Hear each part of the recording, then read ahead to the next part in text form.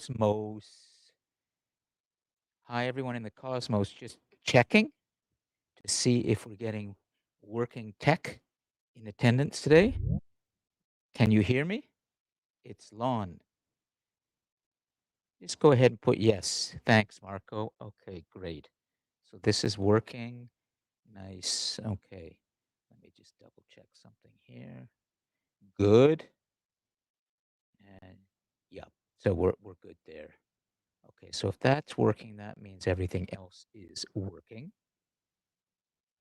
The only thing that is not working is the camera on the smartboard, but that's okay because we will see the notes up on the big board. And so we're going to start in a few minutes, probably 2 or 3 minutes, just getting tech working, and want to make sure that working tech is going to be in our class today. And I think we're looking pretty good. Our live stream is holding on YouTube. Ooh, I saw a small glitch there, but nope, it's continuing. On our video conference, it's continuing. And the big board is holding. So it looks like we're gonna be able to take off shortly. We're still on the launch pad, just going through the checklist that everything in this spacecraft is actually functioning as it should. As I mentioned, the only thing that's not functioning is the second camera that I can pan over to the smartboard. And I could solve it right now, but it will take me 5 minutes, and I don't have 5 minutes.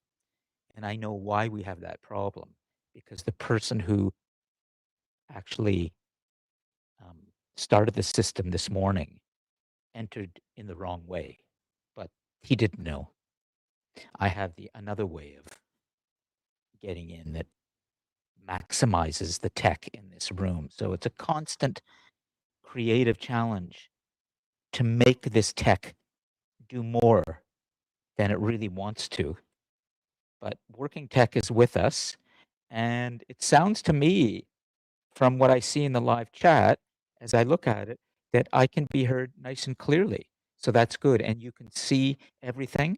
Oh, Maya, would you be able to come and sit just on the couch? Yeah, just so you can be seen, and then you can just sit at the back here.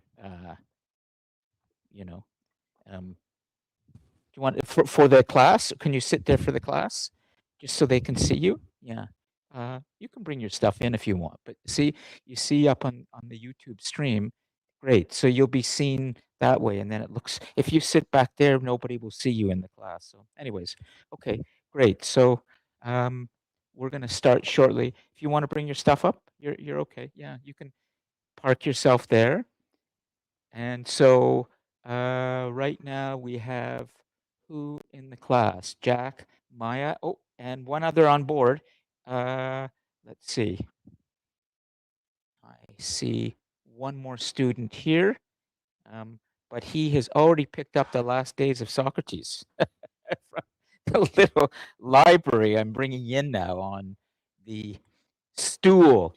I've decided I'm going to have a little library every class from my own library at home, which is pretty extensive in Toronto. So I can bring lots of books in to share with all of you.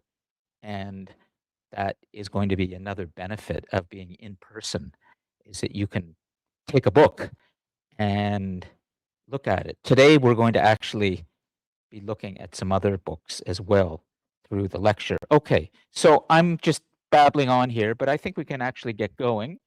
And I'm going to come over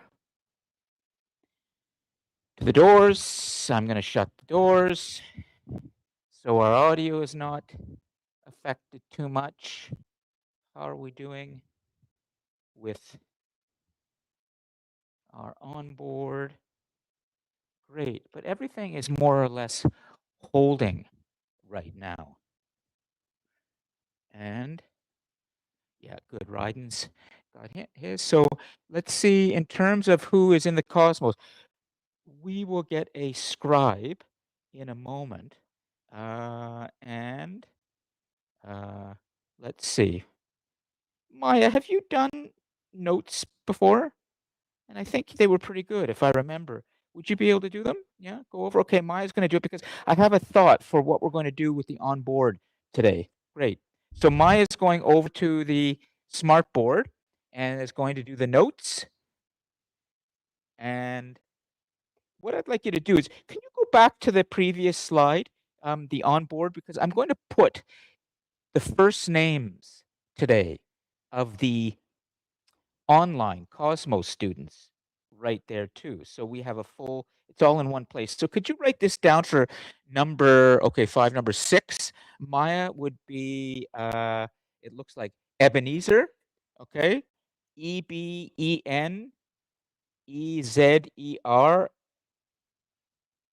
He's in the Cosmos.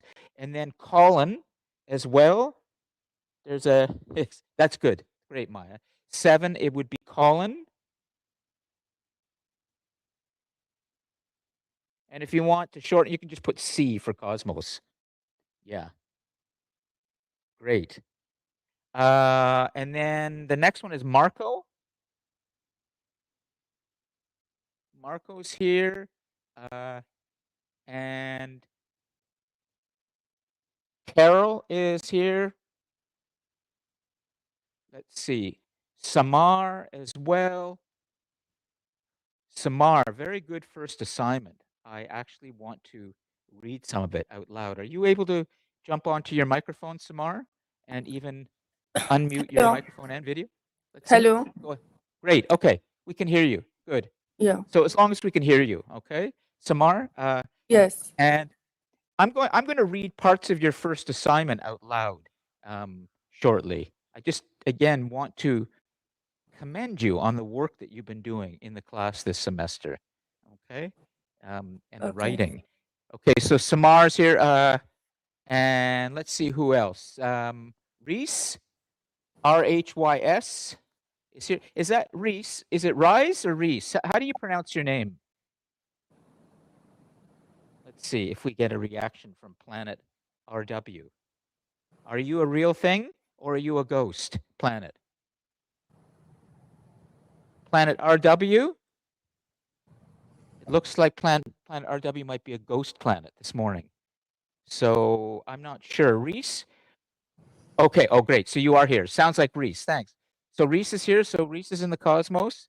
So I think that's essentially it right now. Maya, we have in the Cosmos Ebenezer, Colin, Marco, Carol, Samar, and Reese. Excellent. Okay.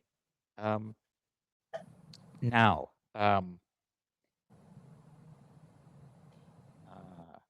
I am going to now begin officially after we've done onboard.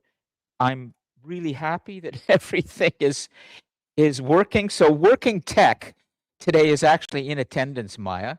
And not to worry today, the camera cannot come over to you. It's not working. So, but we'll see your writing.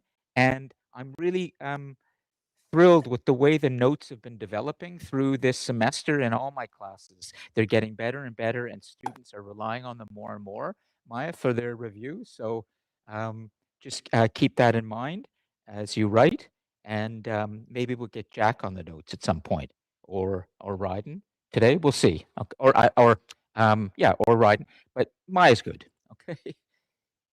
Okay, so then we can begin. Welcome everyone officially to our 9th Short History of the World class of this semester. And today, what I want to do is actually do some housekeeping and reviewing because 2 important assignments have now been posted. I posted them early this morning, around 4 in the morning. I was up in High Park in Toronto trying to stay on top of everything. So I want to make sure those are reviewed and to talk about what's coming.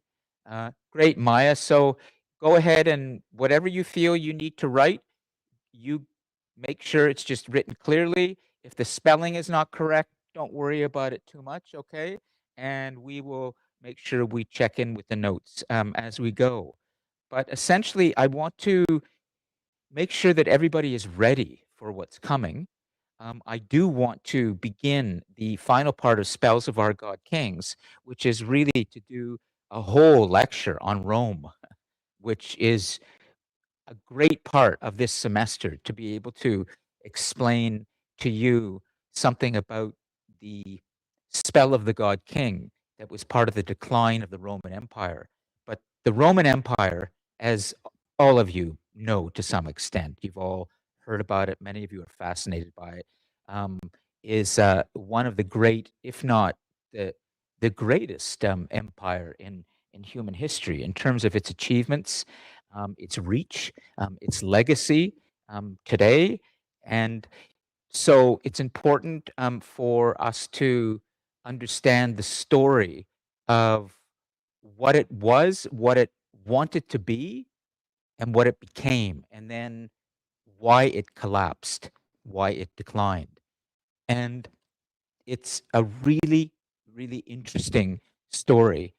I'm not sure I'm going to have as much time as I would like today to really go into it, but not to worry. We'll catch up next week. The critical thing is the review and the dates and all of this, as Maya has put down there. So uh, let me just make sure we've got everything in control. Is Mantha with us today? Or I thought she might be, but um, um, or they might be, but they are not.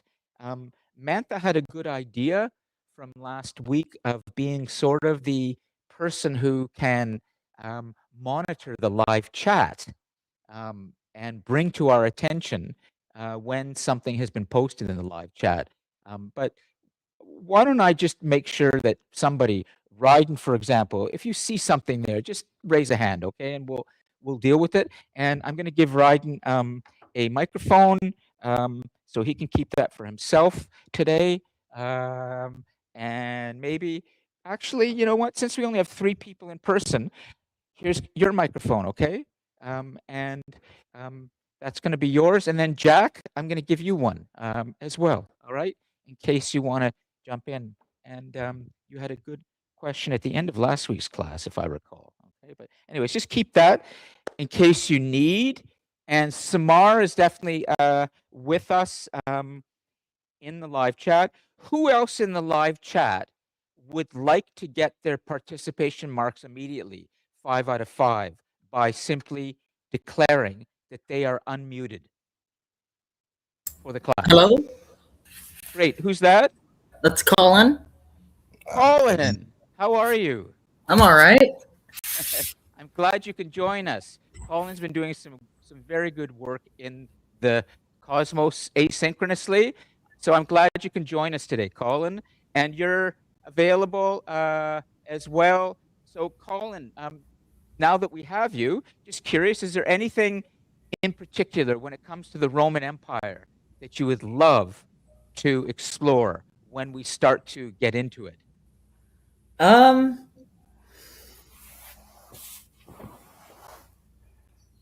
I the architecture.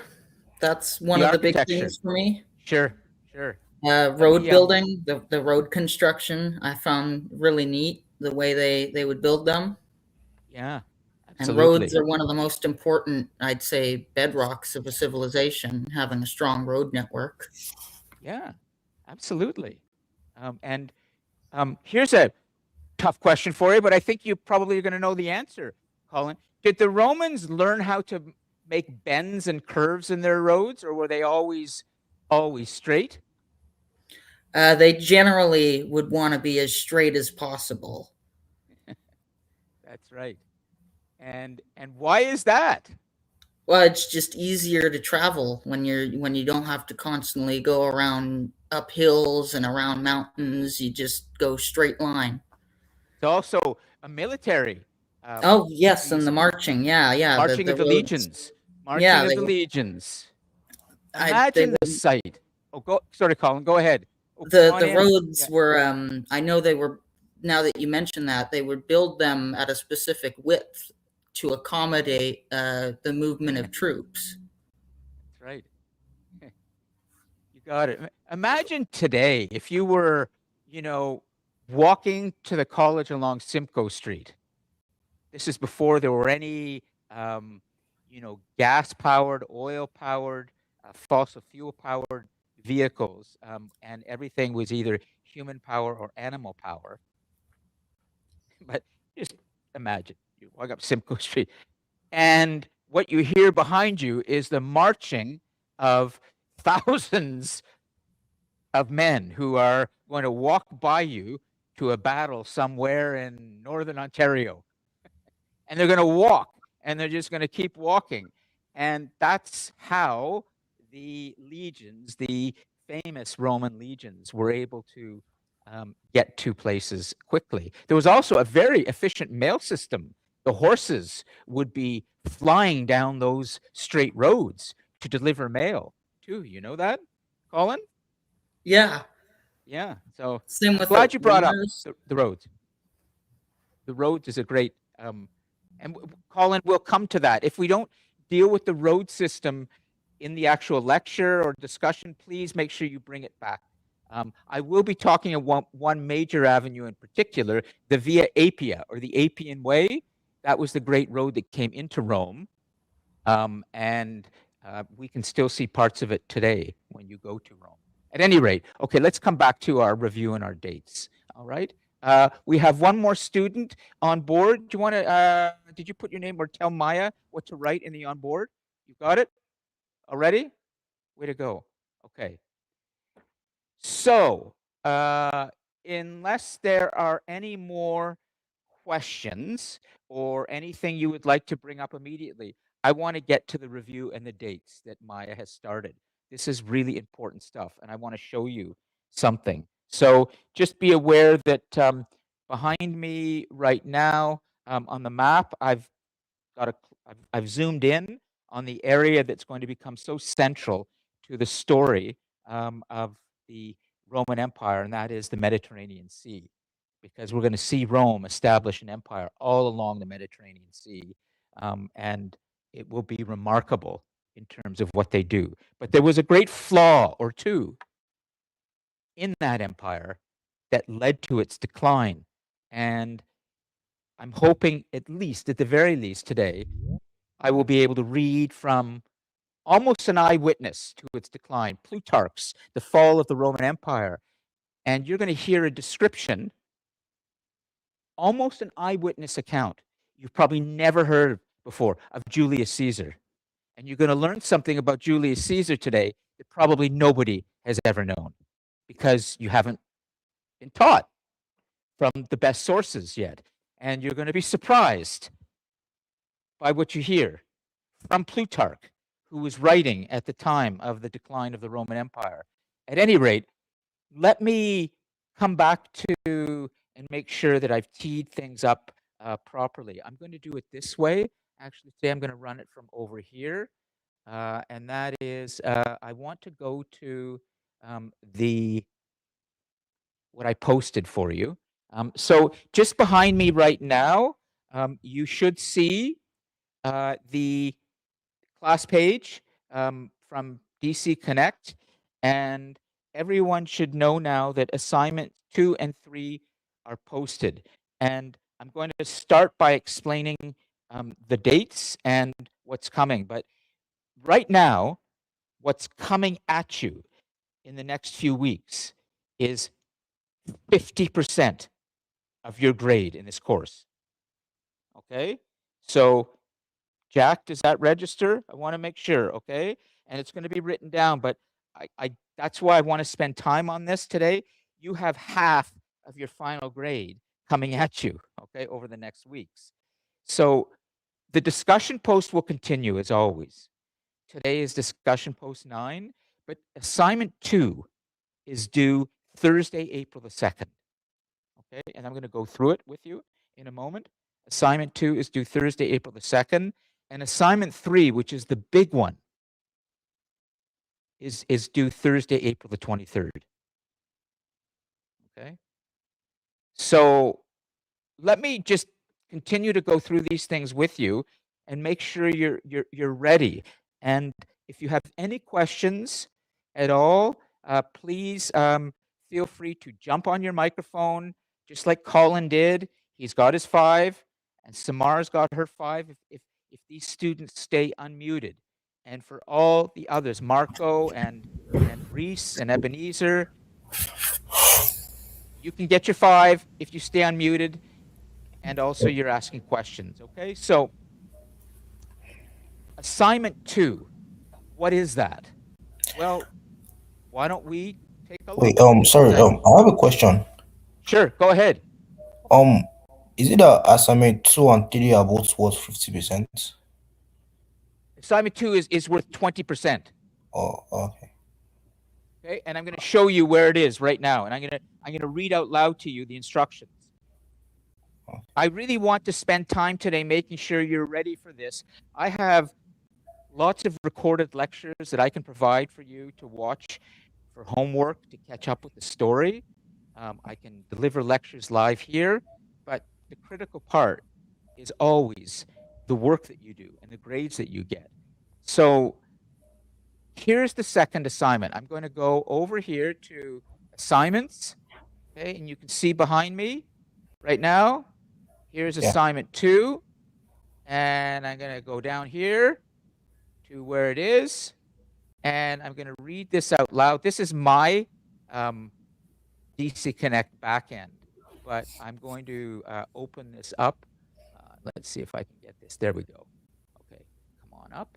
And then I'm going to open this some more so you can see. Okay, so I'll just read this out loud. It's not entirely visible, but it is at least clear enough, okay? So here we go. Everybody should have access to this on DC Connect. It's due Thursday, April the 2nd, and here it is. You have 2 options for this assignment. You can reflect on one of the classes we've done this semester, explaining why you have chosen this particular class and why you believe the topics that we explored in it are important to understand. So that would mean that you go back to the recordings and you choose a class, one class that we've done, and you reflect on it for 725 to 750 words. Why was that class important in it? What do we need to understand that that class helped us to, or that class introduced us to? What was it about that class that made me pick it over the other classes? Make sense? Yeah. Okay. You have an option, though. Jack, are you with us? You're listening? Okay, good. You can reflect on the DC Talks event that's going to be held in this room on March the 25th. Next week, the Global Leader class at 10 a.m. on Wednesday mornings is having a big DC Talks event in which there are going to be 4 guests that will be here, and we will be joined by people from around the campus, and they're all global graduates or people who graduated from the college and they're succeeding in their field. And that class will be posted for you. You could even come to it if you want as an option.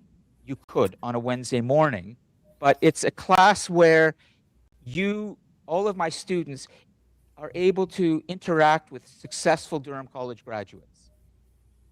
And I do this every semester, one DC Talks event. You could either pick one of our classes, or you pick the recorded DC Talks event, or if you come to it live, you can do that too, and that could be your second assignment.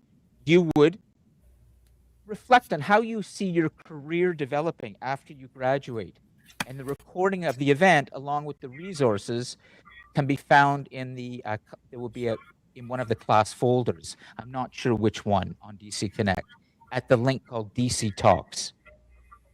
Whichever option you choose, your reflection should be between 725 to 750 words. And this is important. You haven't done this yet, and should include in the body of it relevant information from one independent source. The source's citation details should be given at the end of the reflection in either MLA or APA format. So now what you're doing is you're continuing to reflect, as you have been doing in the discussion posts, as you did in the first assignment, but now it's longer and you're starting to add research to it. Just one source.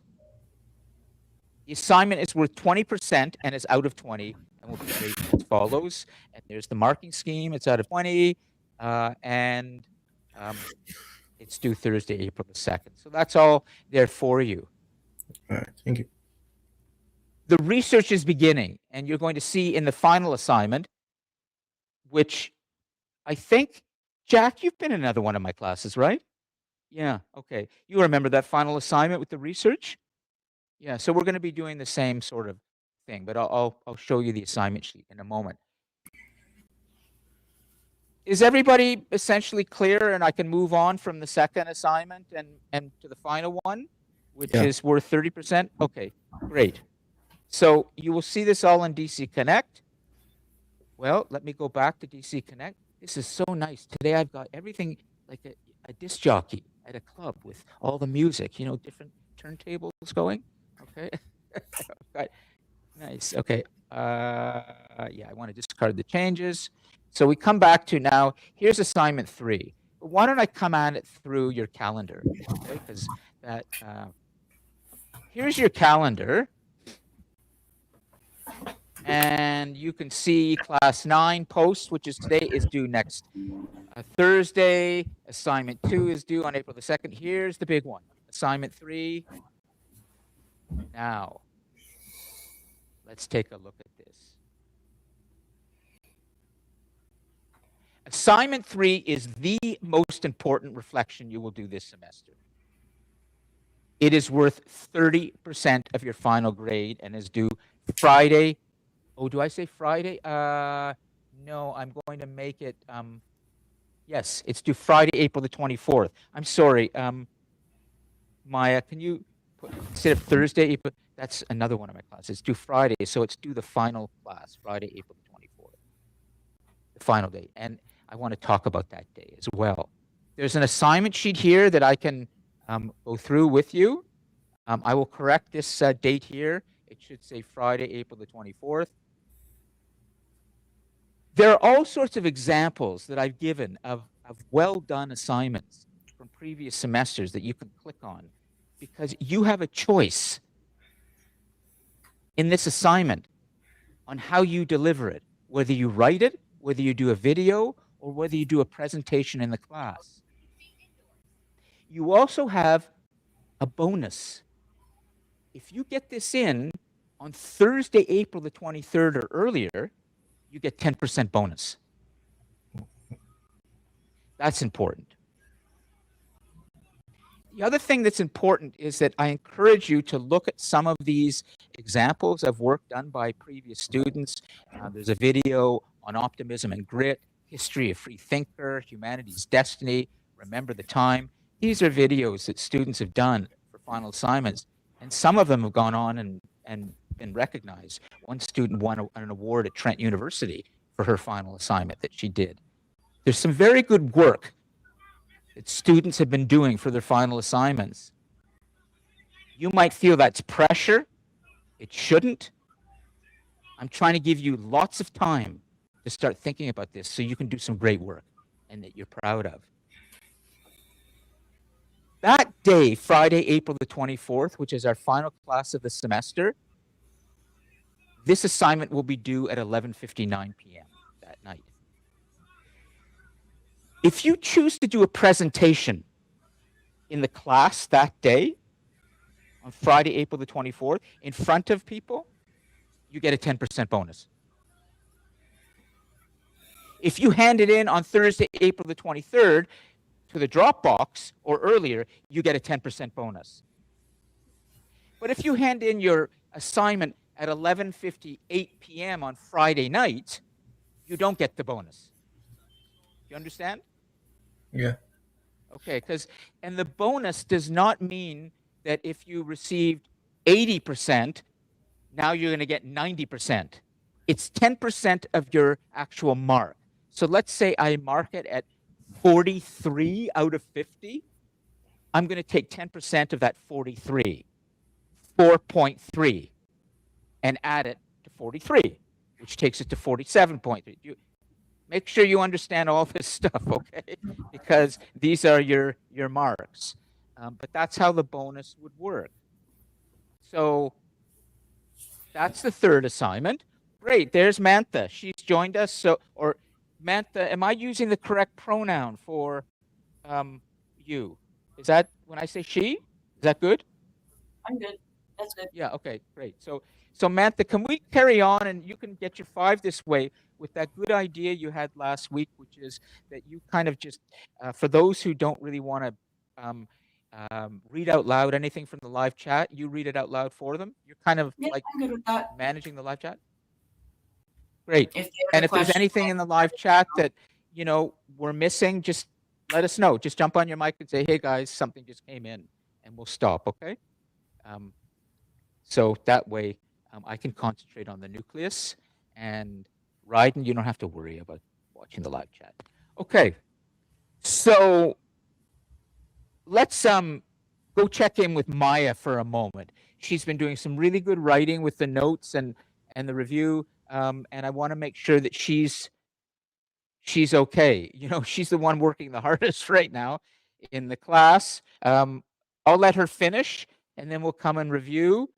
Is there anything in the cosmos, anything here in the nucleus that you would like to address about these 2 big assignments? Would you like to know what you're being asked to do for the final assignment? Here's what you do, okay? Go to the assignment sheet. Here it is. Click on the assignment sheet. And what you're going to see is, are you going to work today, Tech? Go ahead. Yes, you can. Come on. Show them the assignment sheet. Open the file. Oh, okay. So there it was. Next, go. Don't send optional data. Done. There we go. So here it is, and I'll do this full screen right now so everybody can see this properly, but it may be that I can't get in here. Oh, here it is. Okay, I have an unlicensed account. To hell with that. We'll just do that. Okay, and let's move this over a little. Okay, so that's nice and big. Mantha, can you see that clearly from where you are on the big board behind me, the assignment sheet?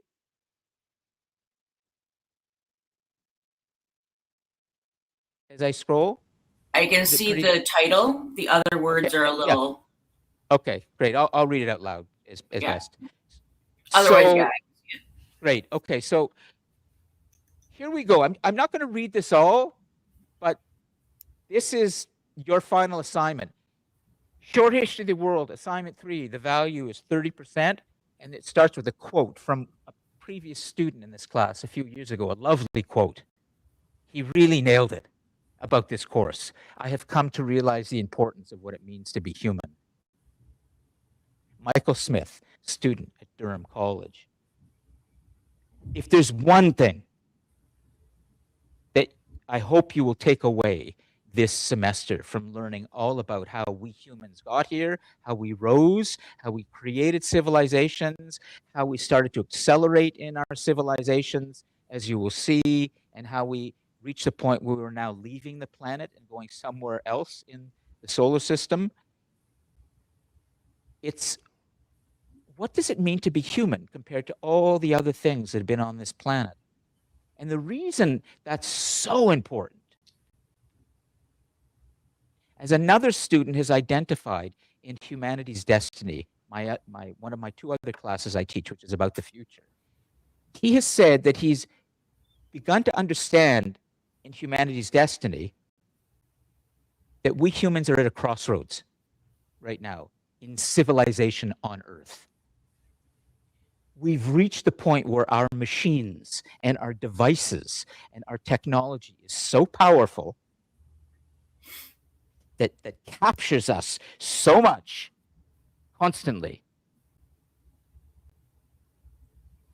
It makes it very difficult for me sometimes to teach students because they are online and in person at the same time. And it's hard to get their heads into the real world. The crossroads is that AI is the best example of this. You are among the generation and your children and those coming after you who will have to grapple ever more deeply with the question of how far do we want to go with our technologies? Do we want to be replacing us, humans? Do we want to be living with technologies that are so powerful that we don't do much anymore, except what the technology asks us to do? Or do we want to remain fiercely human? So what does it mean to be human? What do humans bring to the table now that machines don't? You are living through that. You may not have ever thought of it that way, but the fact is you are. And so understanding what it means to be human, I hope, is something that you take from this course. You've seen the story of how we became human. You've seen the story of what we've been doing since we've been human. And you've begun to understand something about what humans do. We love to create tools. But we're creating tools now that are so powerful we have to question. That's why Frankenstein is coming back now in popular culture too. Anyway, so that is such a great recognition that Michael Smith made. Let me just read this to you, but what you're going to do for the final assignment, okay? Maya, are you okay? Do you want us to stop or you're on? Okay. So when we explore the world's history, we see the story of a planet where life emerged, organisms and animals and plants took shape, and most of all, where we humans, the most advanced of all living things, spread across the face of the earth, building cities and empires and great machines. When I was writing that paragraph, I had to decide which would I leave as the final thought of that sentence. Because when you're writing, the end of a sentence and what you say at the end of the sentence is always the most important part. So I was looking at building cities, empires, great machines. Should I put it in a different order? But I put great machines at the end to indicate to you that I think that's our greatest challenge as humans right now. What are we going to do with our machines? But that's going into the future. History helps us to understand the forces that shape us, and there may be no more important force in the history of the world than our story, the human story. Such is the nature of the civilization we have built that we have transcended the bounds of the planet. That is the story we share. All 7 billion of us, and growing, black or white, Christian, Muslim or Jewish, Canadian, Chinese, African, man or woman. A long time ago, Socrates. The last days of Socrates, you heard that read about his death? A long time ago, Socrates, one of our enduring free thinkers, said that in order to understand the world in which we live, we must rise above the planet. As he put it, to the top of the atmosphere and beyond. Well, we are there now. Through the power of human discovery and industry, we now see the world as it really is, a single glowing planet in the vastness of space, a place we all belong to. We have become the first space-faring creatures on Earth. This new period we have entered, the planetary age, was captured eloquently by the American poet Archibald MacLeish on Christmas morning in 1968, when the first picture of the planet was taken for all the world to see. Quote, "To see the earth as it truly is, small and blue and beautiful, in the eternal silence where it floats, is to see ourselves as riders on the earth together, brothers on that bright loveliness in the eternal cold, brothers who know now they are truly brothers. This semester, we have explored this remarkable adventure of humanity's ascent, of the societies and global civilization we have forged on planet Earth. It has been a big picture course. And now is the time to take a step back and reflect on all that we have explored. Here is your final assignment. Pick one topic. It might be a question that interests you. It might be a problem. It might be a topic you reflected on in your reflections this semester. Perhaps there is an important person you would like to concentrate on, an event or place, a seminal moment in history, a turning point. It might even be the course itself. I've had students write about the course and how the course has helped them. But it's up to you. I'm giving you lots of choice. In a medium of your choice, tell us about your topic. Why have you chosen it?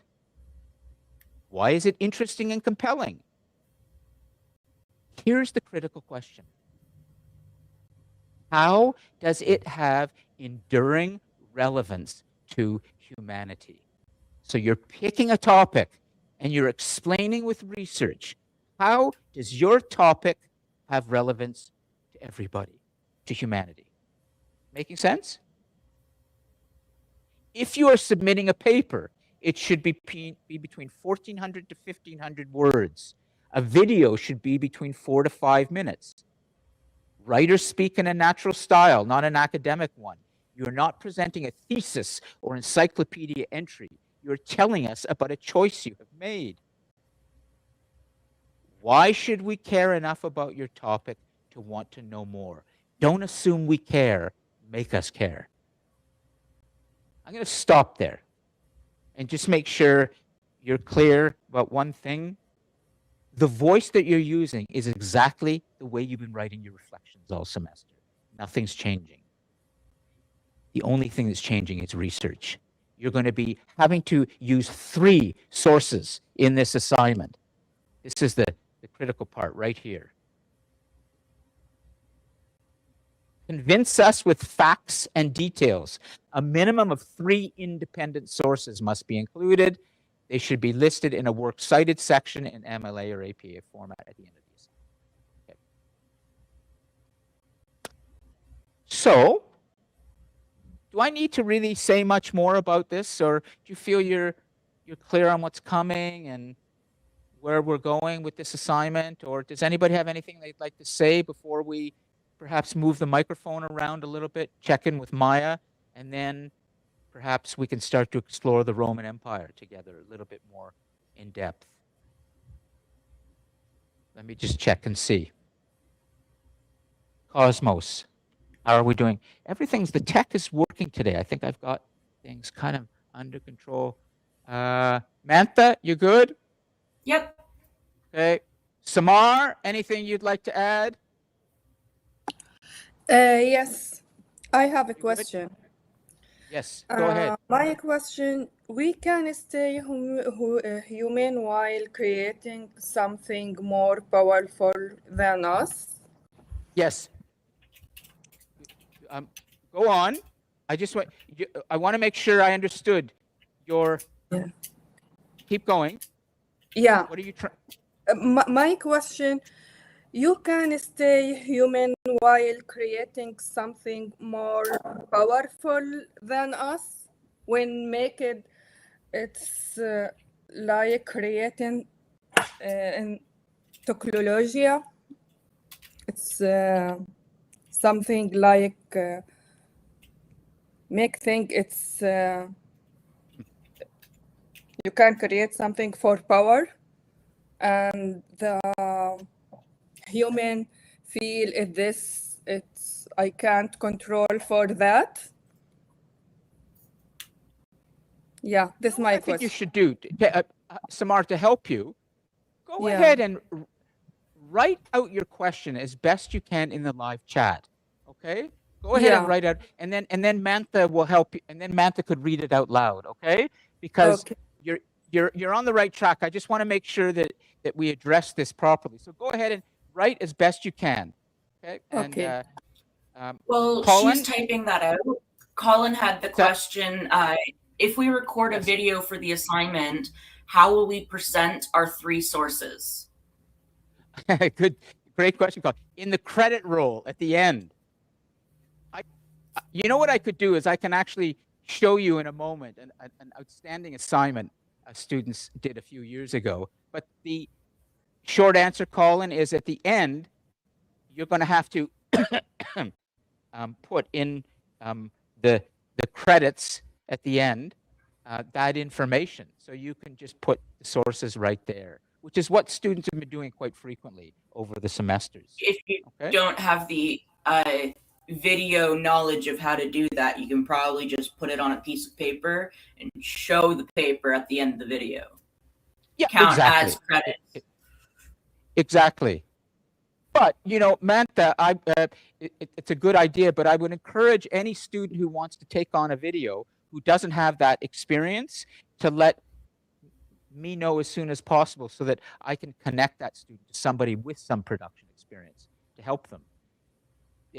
I'm always encouraging students to do videos because I think it's important in the world today to be able to communicate through video. But what some students sometimes do, Colin and others, is they actually will elect to do a video and then they realize they've taken on too much. It's not easy to do a proper video. And in the end, they default to simply just talking to their cell phone the night before it's due. And of course, they get a low mark because they haven't actually done a video. They've just talked to their phone for 5 minutes and they haven't even prepared anything in advance. So they're talking off the top of their head for 5 minutes.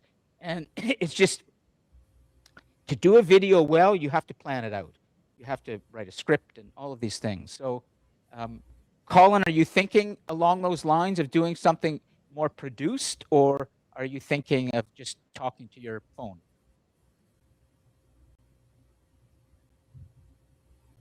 You can put it, you can answer in the live chat if you want, and we can deal with it that way.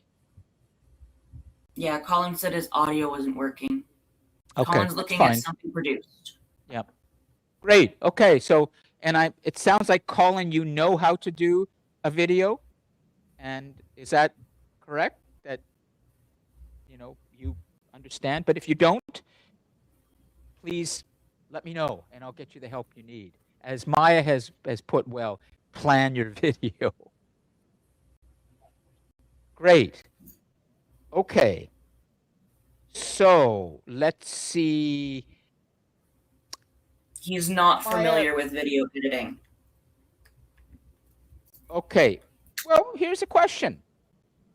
Mantha, are you familiar with video editing? No, Okay. I actually am very I'm trying to find the right word. Untalented with technology. I do not do technology well. I don't, but you have been in some ways the most technologically on top of things in this class. The way you unmute, your video and audio always work. Things don't break up. So I find that hard to believe. But anyways. I'm very much so pen and paper kind of person. Yeah. Wow. Well, you certainly are demonstrating the kind of savvy with tech in the way that you join the class, and then your motivation in willing to help people. You seem comfortable with tech. So anyway, My take that for what it's mom worth, is Mantha. very good with text. Yeah. Okay. All right. So are we ready to move on from the assignments? And let me see if I can find you that one assignment a student did, and I'll run it for you now live, okay? Because it's really well done. It's in the list of examples, and let me see if this is going to work.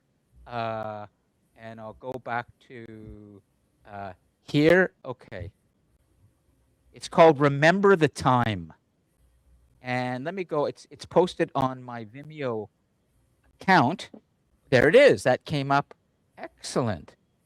And I think I can run this. And I'm not going to get dinged for any copyright infringement. So I can run it live here. But for the students in the Cosmos, I need to send you a link. And so I'm going to do this on the fly right now. I'm going to go over to here. I'm going to go to the Vimeo channel. And I'm going to get you the link. And I'm going to put it right into, let's see. Good. I think I can come over there. And let me go over here. Remember the time. Oh, is it going to work? Come on. Working tech. Can you do it? Remember the time? There it is. Yeah. Things are working today. There it is. So now I can send Mantha and everybody else the link just like this. Remember the time. Here's the link.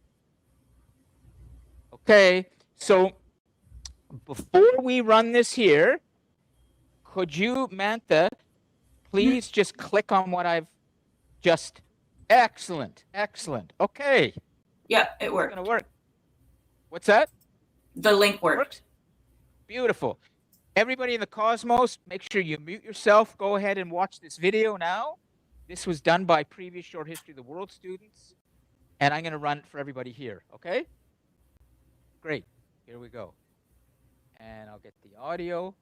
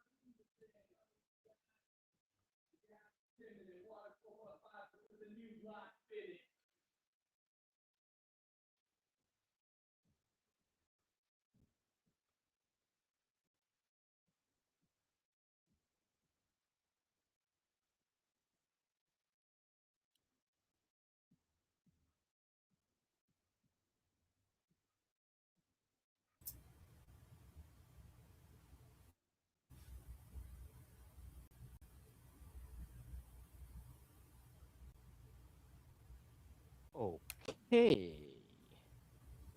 So, Ryden, why don't you take a microphone and give us your thoughts on what you just saw? Okay, I want to make sure we're good, and please just turn it on. Go ahead. I think that was pretty cool. That was probably, not probably, that was a unique approach to the assignment. And yeah, that was pretty cool. Was that done in 2011? I think so. 2011, 2012. I think about. Yeah, that's pretty exactly. impressive. It's one of the early assignments, and that when I started teaching short history of the world, and there've been quite a few. I could show you more. History of the free thinker. I mean, there's so many examples, Ryden, but this one is really cool. Yeah, I'm not expecting that any of you do at that level, but maybe you want to do it. Go for it. Have fun with it. I was really happy with what they did. So, anybody else? Maya, do you want to? Is there anything you want to say about this video? Go ahead, and we can't see Maya, but she's very much present. Go ahead. Okay. I thought it was kind of interesting. I did not expect a freestyle rap. Exactly. Some good content. All I care about is that the content is integrating the course material, and there were references there throughout to everything that we've done. So be creative, right? Maya, would you want to do a video, or would you want to do a presentation, or just off the top of your head, what would you like to? I'm not a huge fan of like having myself on camera, so probably a presentation. Yeah, okay. Or you can, or you can write it. Yeah. Good. This is not a group or team assignment. I have done that in the past. This was actually done by two gentlemen. Remember the time, but now you're solo. Everybody is doing their own. Okay. It just became too difficult for me to monitor over the years in the group assignments who was paddling the canoe and who was just in the canoe coasting and getting some sun. You know what I mean? Everyone been in a canoe before, and there's always someone who's coasting along. So, okay, great. In the Cosmos, does anybody have anything? Samar finally got her question in, which was. Let's see what we have. Samar finally got her question in. Technology's help, but whether we can stay human while creating some. Ooh, yeah. Lon, can you hear me? Samar, the answer to that, if that happened to be the question that you want to answer in your final assignment, you're onto something really good. But remember, in all that you write for that assignment, you would have to be making reference to the course material and your research in answering that question. Okay, so a good approach for your final assignment is to actually ask a big question that you're going to answer in the assignment if you want. Okay. Lon, So, okay. can you hear Let's me, see Lon? what else is coming in from the Cosmos. Anything there? Can I you think hear we're me? Good.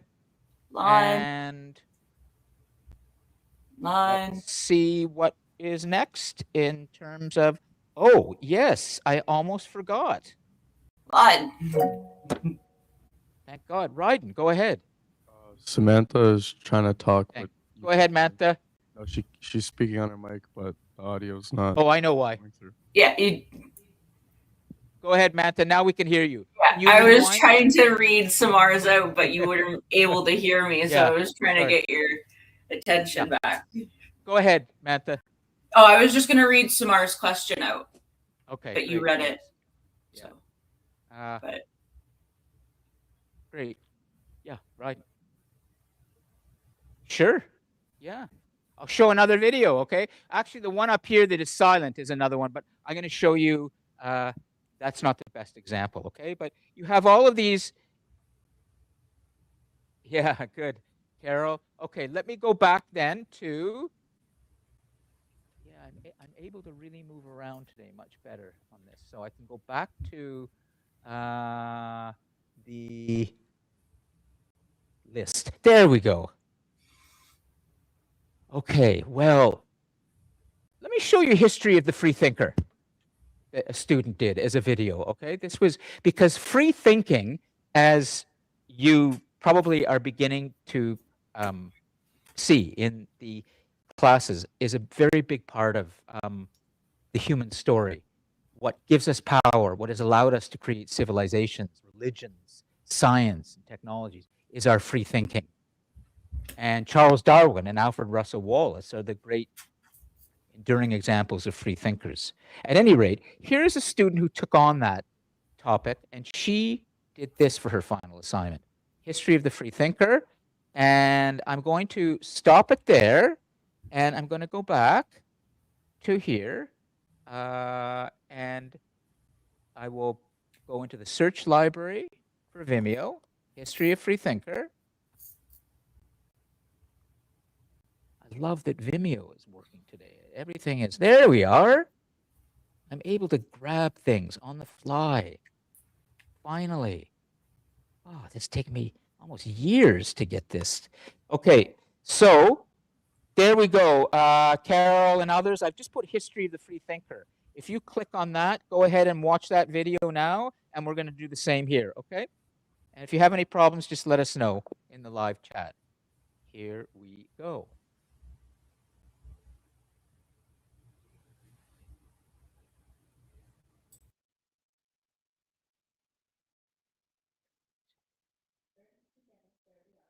Let me go back then. Here we go.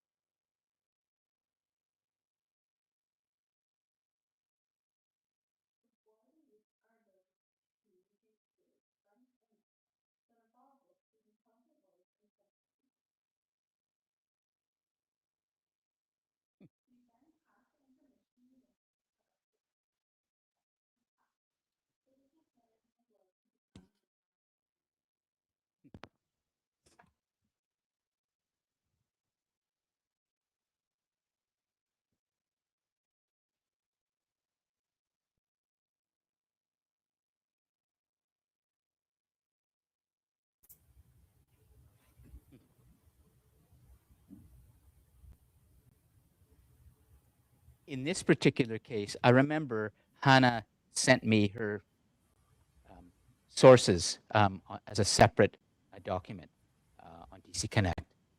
When she sent this link, she also sent her sources in. So she didn't put them in the credit roll, Colin, but there are options for you on how you manage the sources. But Colin, what did you think of that video? Were you able to watch it?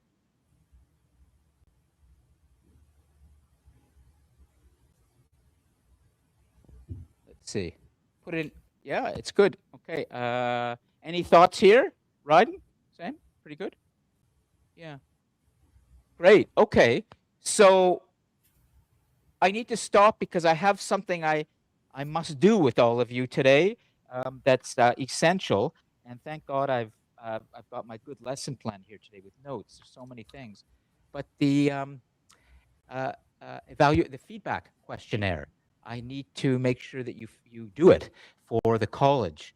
Okay, so here's what I need everybody to do now is on DC Connect. I will show you. It's been posted for you, but you may not have seen it yet. And so I want to show you here. If we go back to the home page, and I can use this. You should see it here, but okay. I don't know why it's not there. It's been on all the other courses. Short History of the World. Let's see. There it is. Yeah. Okay. So everyone online as well as here, could you please go to the student feedback questionnaire and fill it out? I've been asked by my associate dean to make sure it gets done. Today, I think, is the last day. Has anybody done it yet? Great, then you don't have to do it again, okay? You can relax your hand. And if you have already done it, then you don't have to do it again, okay? But let me just make sure everybody's clear on this. Bella, Mantha, everyone else, Marco, are you able to access the student feedback questionnaire? I can access it. Ruzan says that he sees it, but for other teachers. And Marco says he's done it already. Great, Marco. Thanks. So take a break before you've won yourself a few minutes, and while we get everybody else. And so, Mantha, you mentioned what, that it's for another, you've done it? It's for another teacher, yeah. So Ruzan has the survey, but for other teachers, and so do I. I have my surveys are for one of my program teachers and for my other GNED. Okay, but you haven't filled out this one yet for Short History of the World? No, No. I don't have a survey for this class for you. Okay. You should on DC Connect. I'm looking at the ones on DC Connect, and it's only showing me two. Really? Okay, well, so let's see. It's possible. So, Marco, how did you do it? Did you do it for another teacher too, or did you do it for Short History of the World? Let's make sure everybody, I have to do this today. I've been asked to do this, so I want to make sure it gets done. And if it can't get done for a technical glitch, then I'll let my associate dean know. Oh, okay. So Marco, how did you do it for this class? Help Mantha find the link. That's what we need to do right now. Yeah, because Help it's only me- showing me for 2 teachers to do the Okay. survey for. Okay. Ryden, have you done the student feedback questionnaire for this? Okay, so this is what I need. Colin Everybody says do there is no course evaluation available for him. It does not give you them for every class that you have. Okay, well, listen, we may be learning of a technical glitch, but let's It's see. either So, that or certain students have been asked for the survey and other students haven't. And you're No, getting never. certain teachers where you're not getting others. I don't know because yeah, no, that shouldn't be. Yeah. similar. Mantha, I have not been asked to provide a list of students to send it to Yeah. and students not to. It's sent to everybody. So hold on, Samar, she did it. So Samar, could you help everyone else find it? Yeah, I get that in DC Connect email. I get email, and after that I make a survey for 2 subject in short history and religion. Okay. Yeah, that's it. That. Yeah. So Ryden, I'm just going to go over to Ryden because Ryden is showing me that's what you exactly. I'm putting up there. So go ahead and in short history. Oh, so it does it that way. It gives it, and then for all your courses, right? So go continue and see what happens. I now see what the students are getting. So does it? Yeah, it's only showing me 2 items for the survey. Interesting. Do you have short history of the world available to you? Okay, so go ahead and fill it out. Okay, so it looks like some students have the course and some don't. So Mantha, you are at the right place, but you have not been given my course. But the Ryden has survey, gone to the correct. same place. And Jack, have you found it? You did it? Great, thanks. Maya's done it. Victor? Okay, Victor's working on it. Samar's. So, Colin, were you able to do it? Oh, there are no course evaluations available for you. That's weird. Anyways, I'm saving the live chat, so I can then say to my associate dean, well, here's a student, Colin Lundbaum. He didn't get it. Why is that? Who else? Is it Kwok Pham? I hope you have it. Kwok, did you fill it out? Okay. Well, listen, let's do our best. I'll take a few more minutes with this, and I may learn in the process right now that some of you didn't receive it. Okay, so let's see who else in the Cosmos. Here we have Scott Henderson. Oh, you're great, Scott. Yeah. Thanks. I see your live chat comment now. Reese, are you good? Let's see. Yeah. Okay. So were you able to fill it out?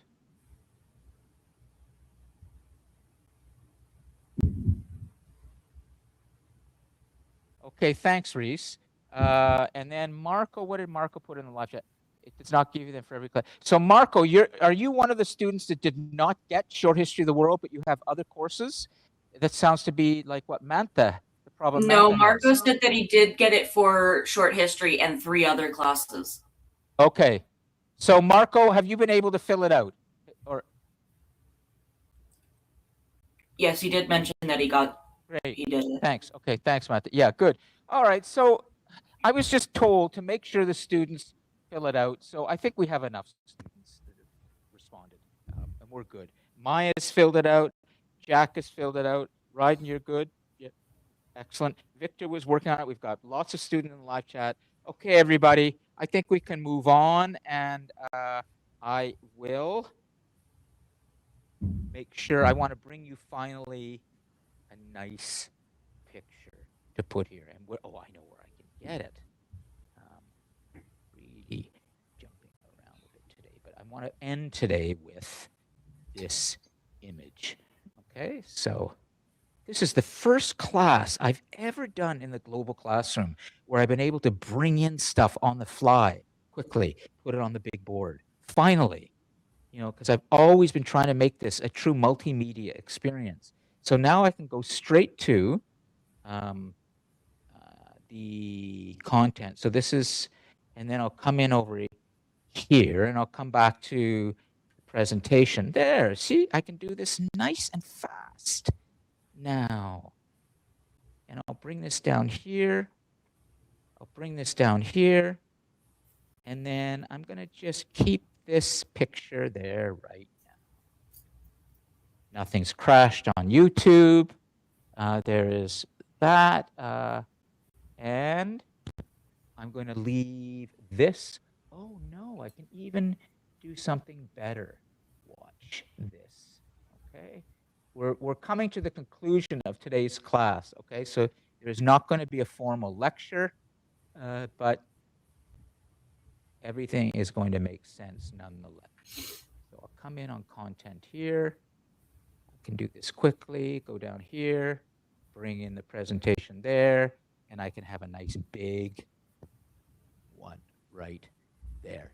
There we go. That's what I want to see. No, scroll. So sensitive. Stay. Perfect.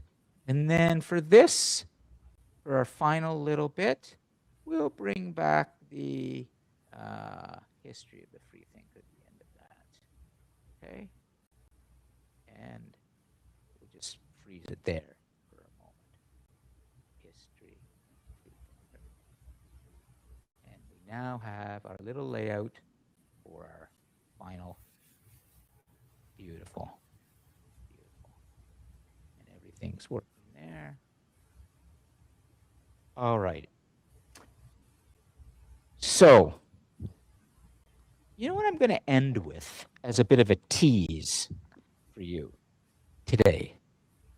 I'm going to tease the Roman Empire a little bit, and then I'm going to, next week, I'm going to come in and I'm just going to start immediately with the lecture because I won't have to review anything. I won't have to set anything up, no assignments. I can really deliver a great live lecture on the Roman Empire with a lot of discussion, okay?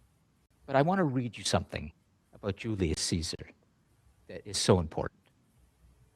Is there anybody here who has never heard the name Julius Caesar? No. Everybody knows of or knows the name Julius Caesar and is so fascinated by him.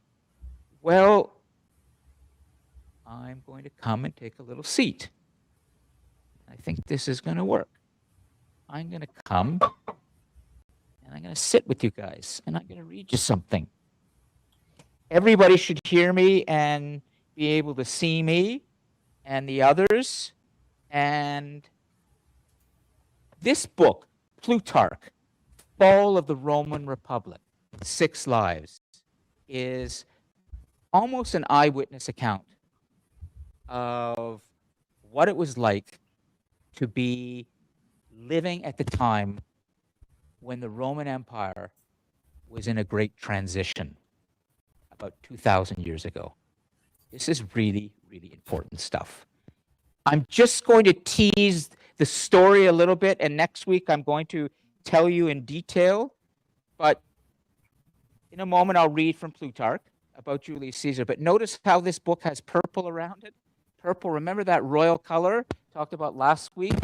That comes from a little snail around what was then Phoenicia, and now is the western edge of the eastern edge of the Mediterranean Sea, where there is now Israel and Lebanon, Gaza, going down to Egypt. Once there was a great maritime empire there called Phoenicia. The Phoenicians used to travel all around the Mediterranean Sea. They even were connected to Carthage. Carthage became the Hannibal, the great emperor and warrior who confronted the Romans. He was from Carthage. He was connected to the Phoenicians. At any rate, from Phoenicia came the snails that had this purple ink. And it's from that purple ink that the Romans got their purple dye that they used for their purple togas. Okay, so that's why purple is the royal color. And 2,000 years ago, there was a transition that took place in the Roman Empire. That is the time when Jesus of Nazareth, or Jesus Christ, was born as well. Jesus came from a Roman province. You're going to hear about him next week as well. The rise of Christianity as the great dominant faith in Europe for centuries is directly related to the fall of the Roman Empire. There never would have been a Jesus without the Roman Empire beginning to collapse. Now, Plutarch gives us this account because around this time,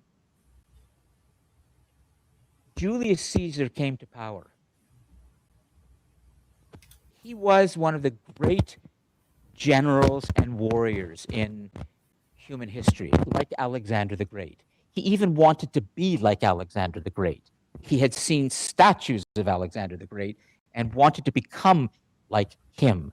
Alexander had conquered and established his empire along the Mediterranean and into India around 300 years before.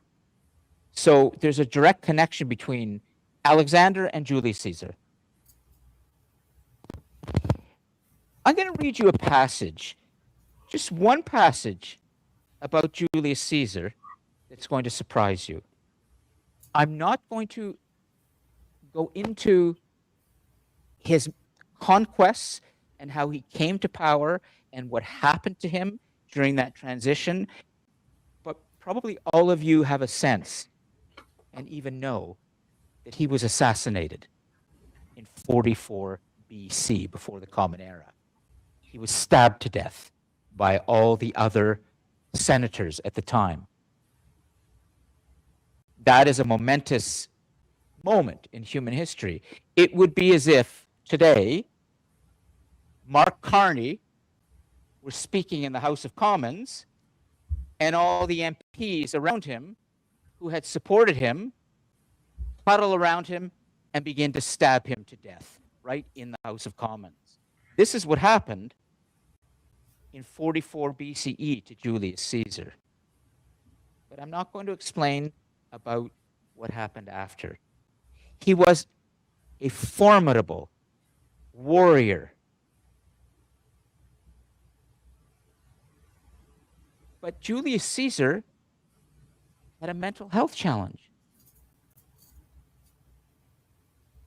Let me read you something. This is not the account that many of you would be used to or have heard of. When we teach and talk about the great warriors in history, we tend to glorify them as somehow more than human. And we don't realize that they too were profoundly flawed or had some sort of burden or difficulty that they carried in the way that we all do to some extent, more than others when it comes to our mental health today, Many of us struggle in one way or another with these challenges. It's normal. Nothing wrong with that. Listen to this account, Julius Caesar, from Plutarch. He showed that there was no danger which he was not willing to face, no form of hard work from which he excused himself, so far as his fondness for taking risks went. His men, who knew his passion for distinction, were not surprised at it, but they were amazed at the way in which he would undergo hardships which were, it seemed, beyond his physical strength to endure. Alexander was like this too. We might think, oh, he's kind of superhuman. No, listen to this. He was a slightly built man. This is Plutarch, almost eyewitness. Julius Caesar was a slightly built man, had a soft and white skin, suffered from headaches, and was subject to epileptic fits. Julius Caesar, according to Plutarch, was an epileptic. Have any of you ever heard of this? No, of course not. Because we get the glorified version, because we get things from sources who are not right there. Yet so far from making his poor health an excuse for living an easy life, he used warfare as a tonic for his health.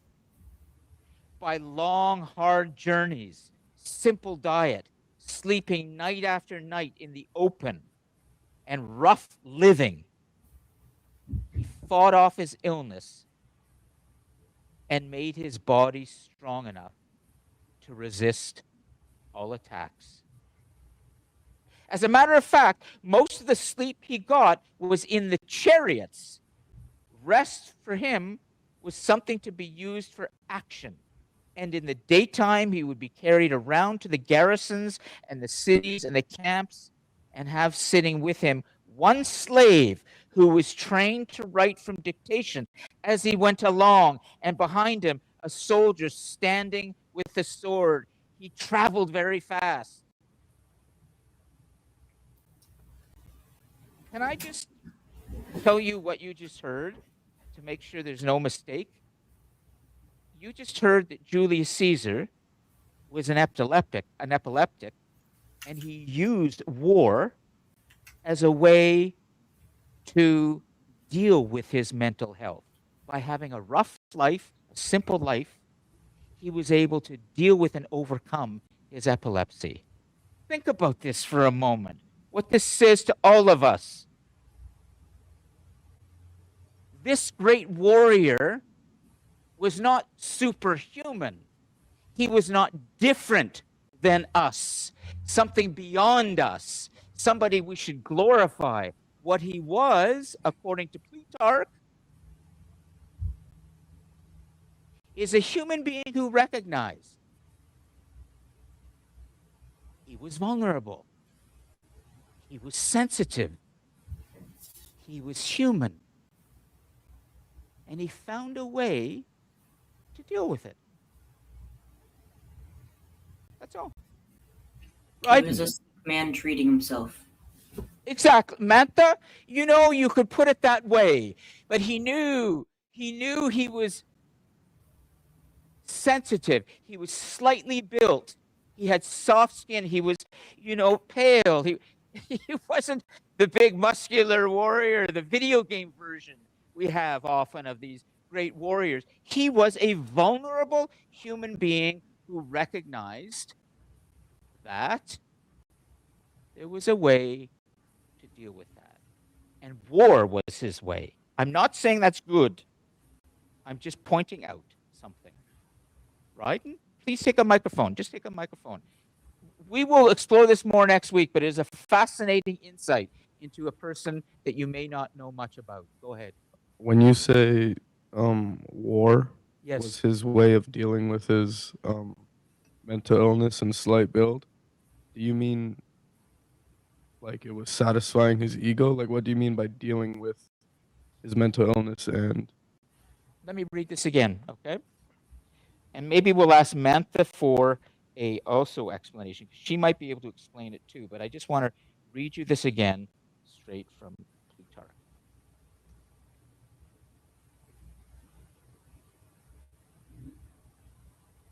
He was a slightly built man. Let me go back. Yeah. He was a slightly built man, had soft and white skin, suffered from headaches, and was subject to epileptic fits.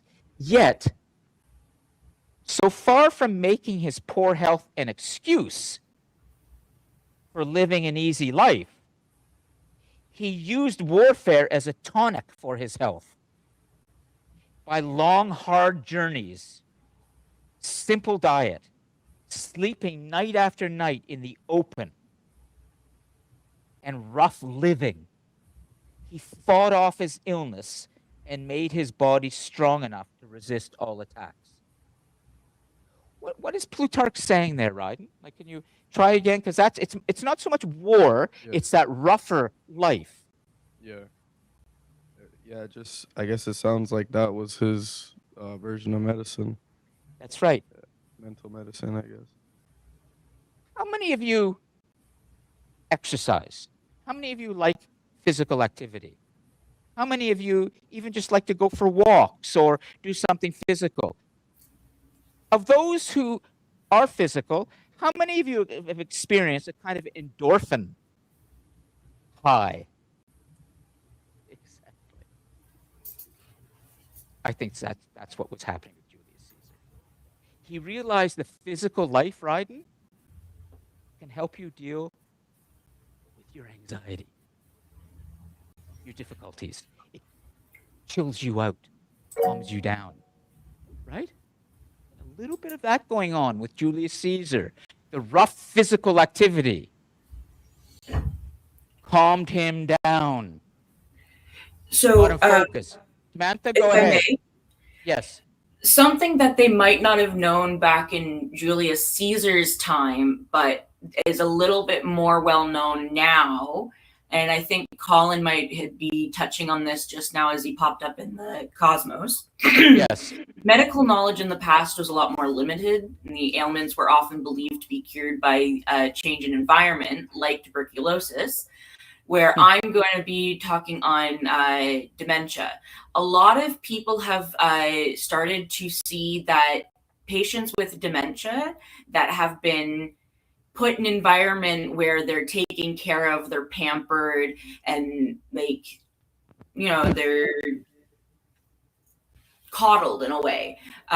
Yes. Their dementia gets worse, their condition gets worse. Whereas if they're put in an environment where they have to take care of themselves, they're given struggles and challenges from the day to day, their illnesses sometimes have a chance of declining.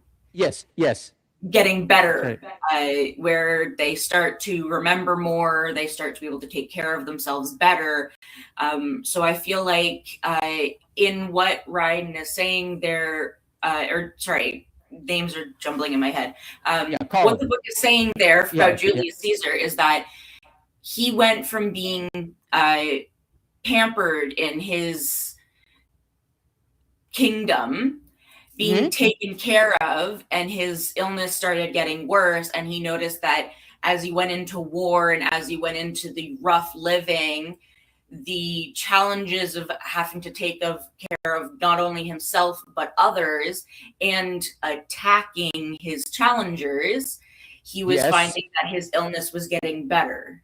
Yes. He was able to counteract the symptoms of his illness because of his more challenging life. Let's make sure that Maya gets that, and we're going to conclude on that thought, okay? You want to just say that final line again for Maya? This is a great way of He putting went it. from being pampered within his kingdom to counteracting challenges which embodied his mind. Oh, too much. It was that final line, and I want to. He understood That his rough living could help overcome his epilepsy. his illness. That's all. Yeah, his illness. Ryan, is that making sense now? Yeah, great. Okay. I'm going to leave you with that thought. It's such an interesting thought, direct from one of our more important Roman historians. Everybody, I need to let you go. We're done. I would like to once again commend Mantha for the what way was she participates one? and her insights. He understood that his rough living could help him overcome his illness. And his mental illness, if you will. Okay. Thanks, everybody. Yeah. See you, Victor. I'm going to save the live chat momentarily. I'll leave it open still in case anybody wants to add anything. Maya's fixing the notes. You have your 9th discussion post. I think we've covered everything we need to. Next week, we'll have a big class on the Roman Empire. So I just wanted to touch on something with you, Lon. Yeah, go ahead. Do you want privacy, or do you No, want it's me to... okay. Okay, go ahead. Colin mentioned back towards the beginning that his audio wasn't working. Yes. So I just wanted to make sure that it was noted down because his participation marks would have been higher if he was able to use his audio. Sure. Well, I saved the live chat, so Yeah. it's in the live chat, and I review it, and then I cross-reference that with my participation marks. So yeah, for sure, it's Okay. noted, Mantha. Okay, Then everybody. So have a good day. yeah, you too, Mantha. Take care. Bye.